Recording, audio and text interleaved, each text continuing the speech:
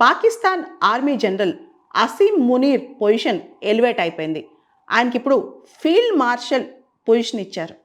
జనరల్గా army general నుంచి field marshal స్థాయికి ఎలివేట్ అవటం పాకిస్తాన్ చరిత్రలో చాలా అరుదనమాట. ఆయన ఓన్లీ రెండవ పర్సన్.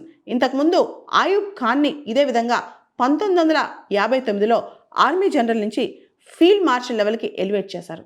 ఇప్పుడు అసీం మునీర్ని ఎలివేట్ చేశారు. అసలు అసీం మునీర్ని ఎందుకు ఎలివేట్ చేశారు? ఈ కథ మనందరికి తెలుసు.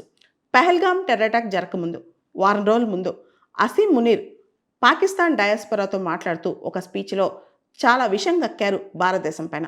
ప్రత్యేకంగా కాశ్మీర్ పాకిస్తాన్కి జుగులార్ వెయిన్ లాంటిదని చెప్పి, అంటే ఆల్మోస్ట్ కీలకమైన నాళం లాంటిదని చెప్పి, కాశ్మీర్ని వదలబోమని చెప్పి, అదేవిధంగా Hindu way of life, Muslim way of life రెండు వేరువేరని చెప్పి ఆయన చాలా విషయాలు చెప్పుకొచ్చారనమాట.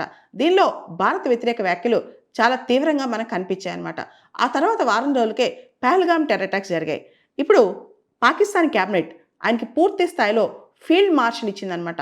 ఫీల్డ్ మార్షల్ అనేది ప్రతి ఆర్మీ జనరల్ కలలుగనే పొజిషన్ అనమాట.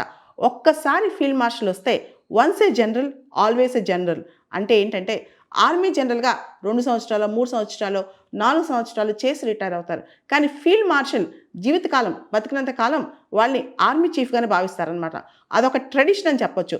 ఈ ట్రెడిషన్ ఫీల్డ్ మార్షల్గా రిగార్డ్ అయితే కనుక ఇంకా హయ్యెస్ట్ హానర్స్ ఆ దేశంలో వస్తాయి. ఇప్పుడు అసీం మునీర్ ఏదైతే విపరీతమైన వ్యాఖ్యలు చేశారో, ఆల్మోస్ట్ చాలామంది ఆయన్ని భారతదేశంలో ఒక ఉగ్రవాది వ్యాఖ్యలు చేశారంటారు, అంటే ఉగ్రవాది స్థాయిలో వ్యాఖ్యలు చేశారంటారు.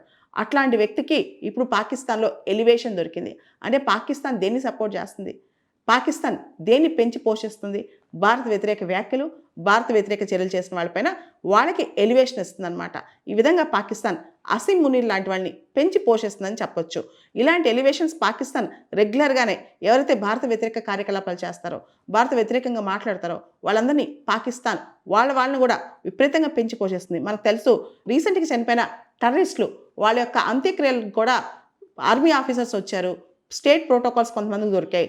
వాళ్ళందరూ దేశాన్ని చాలా కంట్రిబ్యూట్ చేసి చనిపోయినట్లు వాళ్ళకి చక్కటి వీడ్కోలు ఇచ్చారన్నమాట.